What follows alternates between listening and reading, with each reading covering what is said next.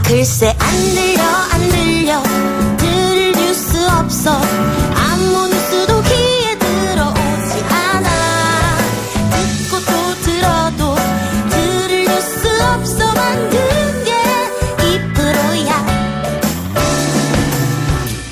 이동영의 뉴스 정면승부 YTN 라디오 이동영의 뉴스 정면승부 3부 시작합니다. 지난 2018년 12월 정신과 환자가 흉기로 찔러 숨졌던 임세원 교수 사건 다들 기억하고 계실 겁니다.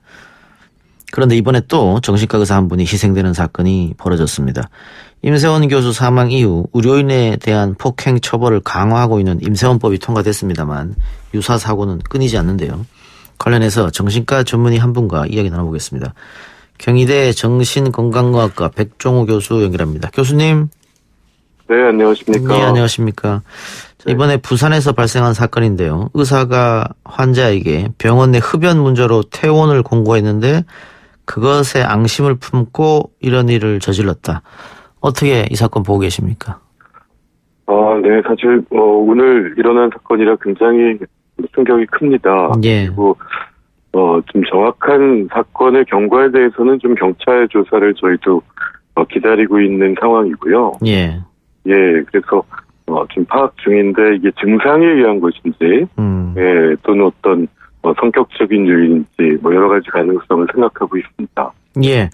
병원에서 흡연을 했다고 하면 당연히 거기에 대해서 문제를 삼아야 되는데 그 문제 가지고 이런 일을 벌였다 이해할 수가 없는데 그 대형 병원보다는 아무래도 중소규모 병원이 이런 쪽에 더 취약하지 않겠어요? 근데 이번 사건이 벌어진 병원이 의사가 한 분뿐밖에 안 계셨다 그러더라고요.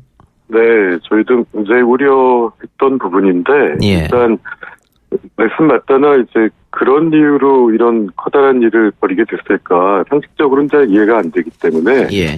어떤 또 증상이 관여한 게 아닌가 염려스럽고, 2년 전에 있었던 임세원 교수 사건도 이제, 머릿속에 어떤 폭탄 칩을 심었다, 이런 피해 망상이 관련된 것이었기 때문에 예. 사실 이런 부분은 처벌을 강화한다고 해결될 문제는 전혀 아닙니다. 예.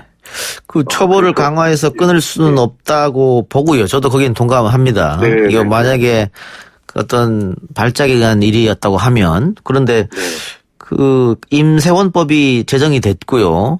네, 또 대형 병원에는 충분히 이것을 방어할 수 있는 여러 가지 또 조건이 되는데 예, 맞습니다. 소형 병원은 불가능하지 않지 않습니까? 그게 제일 심각한 문제 중에 하나인데 사실 이번에 이제 건강보험에서도 이제 정신의료기관은 이제 안전수가라는 걸 만들어서 100병상 이상의 경우에는 이제 올해부터 이제 안전요원을 이제 둔다거나 아니면은 이제 시설을 좀 개선할 수 있는데 일정한 자원을 투자하려고 하는데 이번에 사건이 발생한 의원급 또 100병상 미만의 병원에 대해서는 실질적인 대책이 현재는 부족한 상황입니다. 그 임세원 교수님 사건 이후로 그 의료 현장의 보안이나 비상 탈출로 등 달라진 부분이 있습니까? 그거 좀 느끼십니까? 어떻습니까? 물론 이제 여러 병원에서 많이 이제 신경을 쓰고 있습니다.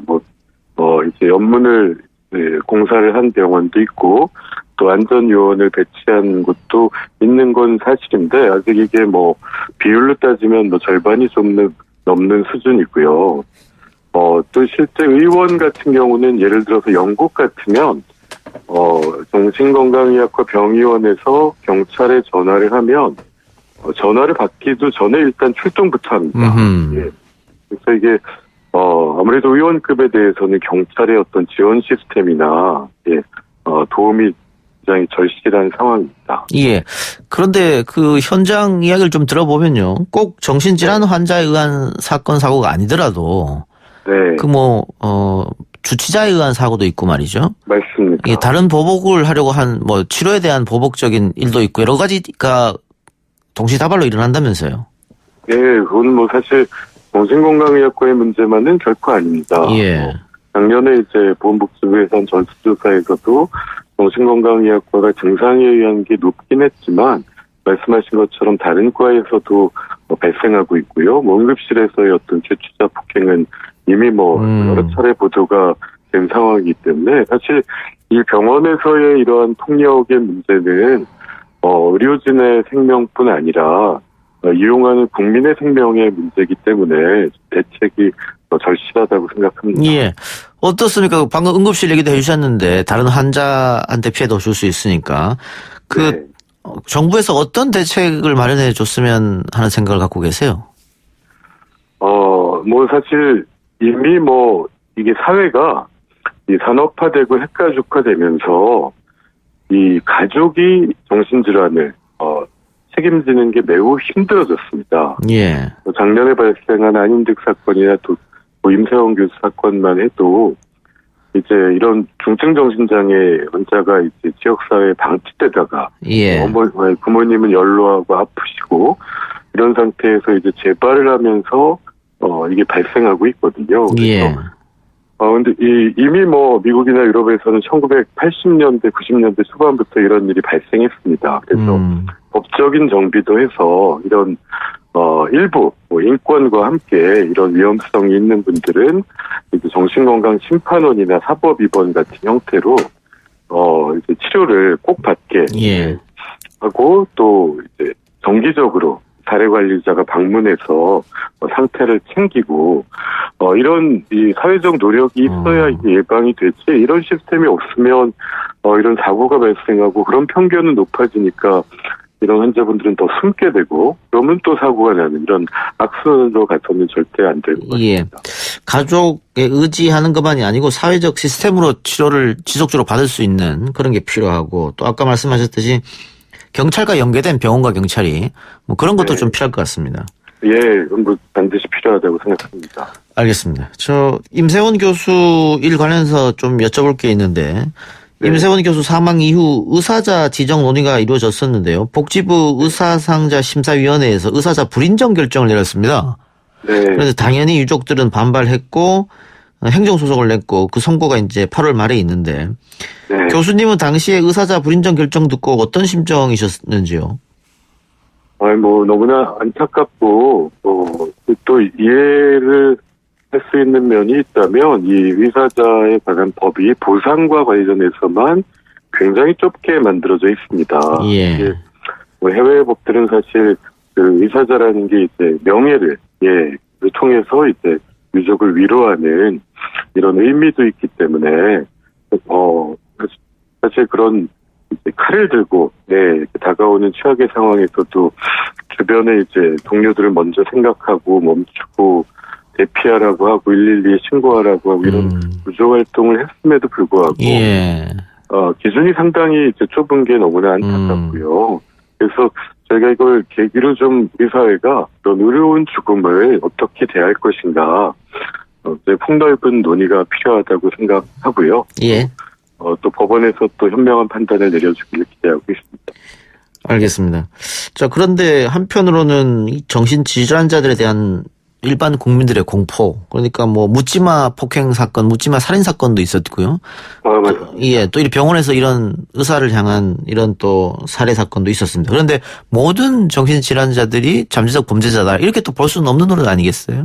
그럼요. 사실 이게 굉장히 소수인데 각인 효과가 있습니다. 예. 너무나 충격적이니까 저희 기억이 오래 남을 수밖에 없는데 저만 해도 사실 죄명이 살인 미수로 국립법무병원에서 이제 복역하다가 오신 분이 있는데 처음엔 저도 굉장히 두려웠습니다. 예. 근데 만나보다 보니까 너무나 선량한데 이분이 부모님이 너무나 잘 케어해서 잘 지내시다가 어머니가 아프고 아버님이 이제 간병을 따라간 상태에서 재발하면서 이런 너무나 안타까운 일이 생겼었거든요. 그때 이제 가족이 아니라 집을 찾아가는 단 한 명의 정신질환을 돌보는 사례관리자라도 있는 상황이었다면 그런 일은 발생하지 않았을 겁니다. 그래서 이분들을 두려워하기만 해서는 더 숨게 되고 코로나랑 비슷하다고 생각합니다. 예. 혐오를 가질 수는 있지만 혐오가 지나치면 이분들이 다 숨게 되면 사회는 더 위험해지는 악순환이 되기 때문에 정신장애인이 지역사회에서 살 수 있는 그러한 기반을 그리고 저희가 국민소득 3만 불에 맞는 이제 투자를 해야 될 시점이라고 생각합니다. 알겠습니다. 교수님 오늘 좋은 말씀 고맙습니다. 네, 감사합니다. 예, 지금까지 경희대 정신건강의학과 백종우 교수였습니다.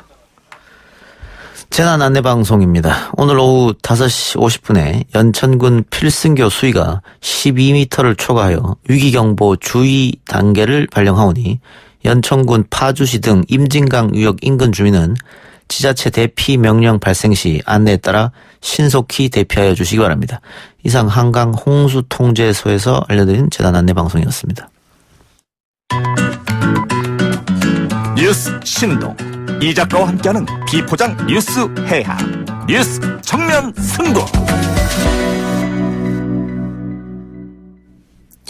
많은 분들도 영상을 보고 아마 상당히 놀라셨을 것 같은데요. 레바논의 수도 베이루트 항구에서 초대형 폭발 참사가 일어났습니다. 외신에 따르면 지금까지 최소 70여 명이 목숨을 잃고 4,000명 가까운 부상자가 발생한 걸로 알려졌습니다. 현지 상황이 어떤지 직접 연결해서 들어보죠. 레바논 베이루트에서 목회활동 중인 전표돈 목사님 연결합니다. 목사님 나와 계십니까? 네, 안녕하세요. 전표돈 목사입니다. 예. 목사님 혹시 피해는 없으셨어요? 네, 저희는 아직, 감사하게 피해는 없지만, 여러 가지 이런 사건이 나니까 또 마음이 또 불편하고 또 슬프네요. 예. 저희도 외신을 통해서 폭발 당시 영상을 봤습니다만, 상당히 두렵기도 하고 공포에 떨기도 하고 그랬습니다. 워낙 폭발 규모가 커서 수백 킬로미터 떨어진 곳에서도 느꼈다고 하는데 목사님도 혹시 그 폭발 음이라든가 진동을 느끼셨나요?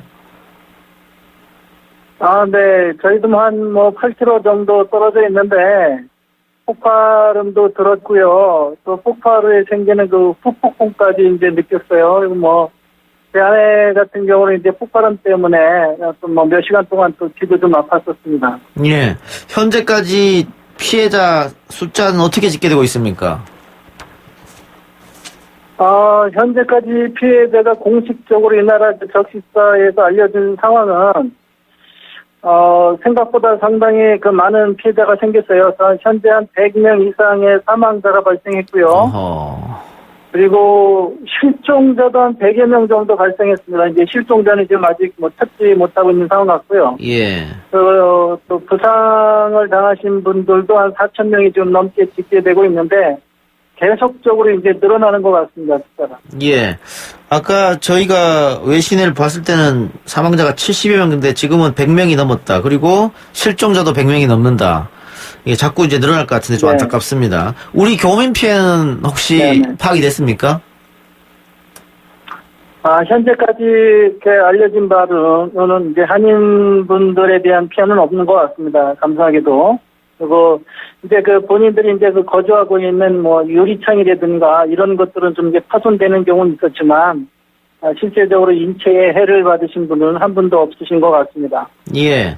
사고 원인에 대해서는 분석이 나오고 있나요? 어떻습니까?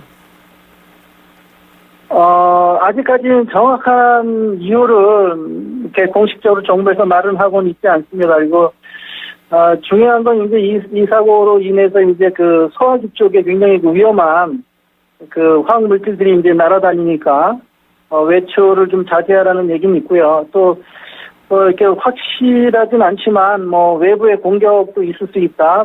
드론으로 공격했다. 이런 이야기들도 있지만, 아직 공식적으로 정부가 발표한 상황이 아니기 때문에, 뭐라고 말씀드리기가 좀 그렇습니다. 예.